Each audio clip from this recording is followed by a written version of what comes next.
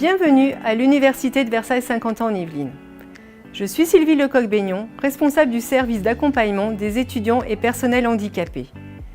Vous êtes lycéen en situation de handicap et vous allez bientôt formuler vos vœux pour votre rentrée universitaire. Vous souhaitez intégrer une licence, un DUT ou l'école d'ingénieurs de l'Université de Versailles-Saint-Quentin en Yvelines et vous vous posez des questions sur les aménagements que peut vous proposer l'université pour l'aménagement de vos études et le passage de vos examens.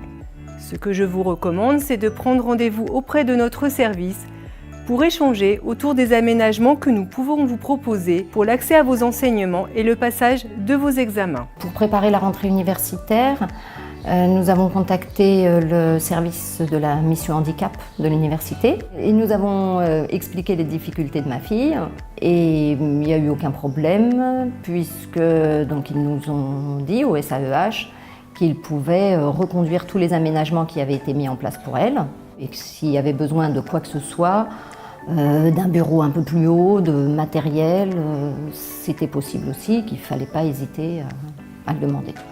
Ce qu'il faut savoir, c'est que l'université ne dispose pas d'auxiliaires de vie pour les gestes de la vie quotidienne.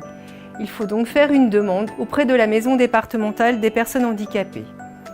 Si vous avez besoin d'un preneur de notes, d'un secrétaire d'examen, notre service se chargera de le recruter pour vous. Si vous avez besoin d'un ordinateur ou de logiciels spécifiques pour passer vos examens, nous vous les fournirons. Moi, j'ai mon souci, c'est que j'ai mon oreille interne qui fonctionne mal, qui interprète très mal les messages extérieurs, notamment quand il y a du brouhaha. Du coup, le service du handicap de Saint-Quentin m'a mis en place un certain nombre de dispositifs pour pouvoir être plus à l'aise et pour pouvoir avoir des supports, notamment visuels. Donc j'avais une place au premier rang à la faculté, ce qui permet du coup de lire un peu sur l'élève, déjà aussi de ne pas être en stress, de ne pas comprendre ce qui se passe en cours. On avait également une boucle magnétique, c'est un dispositif qui est relié à mon appareil auditif. Donc moi j'avais ça autour du cou, le professeur avait un autre micro et du coup ça m'envoie directement le son dans mon appareil auditif, ce qui permet aussi de me sentir encore moins perturbé par le brouhaha extérieur parce que je pouvais régler le son d'où il venait. Ce qui est très positif par rapport au service du SAEH, c'est qu'ils sont disponibles. Si on a la moindre interrogation, on peut les appeler, ils ont tous donné leur mail, les numéros de téléphone et à moi et à ma fille. Si le SEH ne m'avait pas accompagné, je pense que j'aurais pas eu le même confort. Quand on est étudiant, on a besoin d'être un peu comme tout le monde et éviter d'être trop concentré pendant un cours pour comprendre. Donc oui, je pense que j'aurais pas réussi de la même manière. Si j'ai eu des craintes par rapport à ma rentrée universitaire, oui, bien sûr, parce que je ne savais pas du tout à quoi m'attendre à ce niveau-là, à l'accueil des étudiants, des professionnels de l'établissement. Donc oui, c'était stressant, mais ça a été très rapidement balayé au bout du premier semestre, même pas.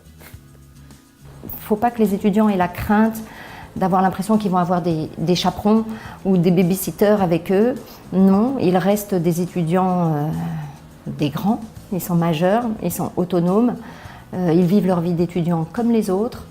C'est juste qu'ils ont des adaptations là où ils en ont besoin. Il ne faut vraiment pas hésiter à faire intervenir le SAEH. Je sais que ça peut faire peur, on se dit oui mais les autres vont me regarder, les autres ci, les autres ça, mais les autres ils s'en fichent. C'est normal qu'il y ait des compensations pour des personnes qui sont en situation de handicap, mais quel que soit le handicap, il n'y a pas de oui mais moi je suis malentendant donc j'ai pas besoin, mais pourquoi pas.